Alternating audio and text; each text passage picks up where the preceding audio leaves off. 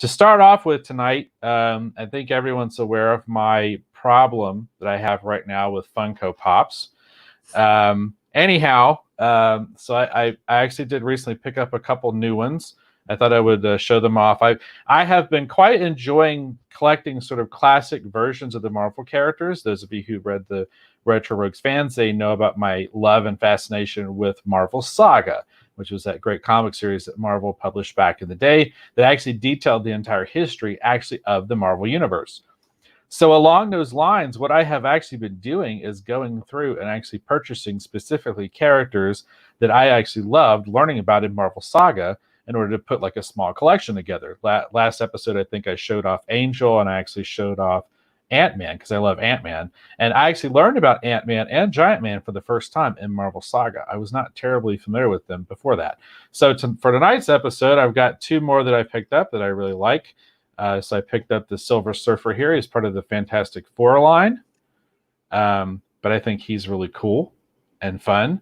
And then the other one that I picked up, which kind of goes with him, obviously, is actually Galactus. So I did actually pick up Galactus too. And Galactus is really cool. He's got a lot of really cool Jack Kirby details in the design and stuff, obviously because Kirby designed the character. But I was amazed at how much of this they managed to capture, even down to his eyes. You see his eyes?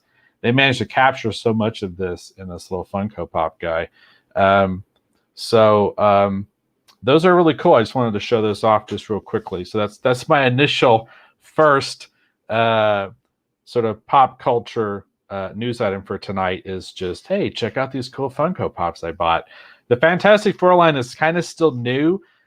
If you like these and you're curious about Funko Pops, the two current lines I'm personally really enjoying. They're releasing a lot of what they're calling Marvel 80th anniversary ones. There's some other ones I really like I'm probably not going to get. Like they've released early versions of Nick Fury, Black Widow, and they also have I think a new one that they're doing a lot of Spider-Man characters right now. So they've got like Doc Ock, Electro, and Electro's with the crazy yellow lightning looking mask. They're really, really pretty cool. So if you're into that, definitely check it out. Well, I agree with Protronics Film Productions. Sweet, especially the Galactus. The Galactus release stands out to me. I think they did a really good job on that. I am not a big Funko Pop guy. We only have a couple in my household, and they technically belong to my kids. But I really like the Galactus. That Galactus, I think, came out really, really well. Well, my idea, and eventually we'll see how it comes together. My initial idea was I was actually thinking about actually designing up or actually finding like some really cool sort of like, I don't know if I would try and pull it from like the 60s Spider-Man animated cartoon, or if I would just pull it from the actual comic books themselves, but actually going in and digitally creating like a cool backdrop actually for them. So the Marvel characters would have sort of that classic sort of Jack Kirby style New York, you know what I mean, kind of background or backdrop.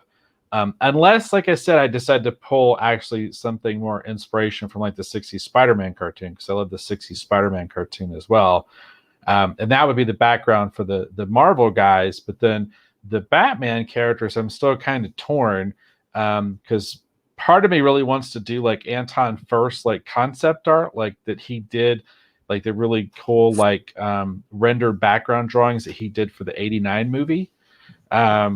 Or maybe I'll try and find a really cool just Gotham City kind of image that's more comic inspired. I'm still trying to put that together in my head, but eventually people will see it because it'll hopefully be the backdrop that you'll see, when I'm here, doing the show. So yeah, that would be cool. That's definitely cool. I mean, that's a big part, I think, of collecting that sometimes gets unfortunate. Like in my personal situation, like I said, so much of my stuff is in boxes. And I think one of the funnest parts about collecting is displaying the stuff.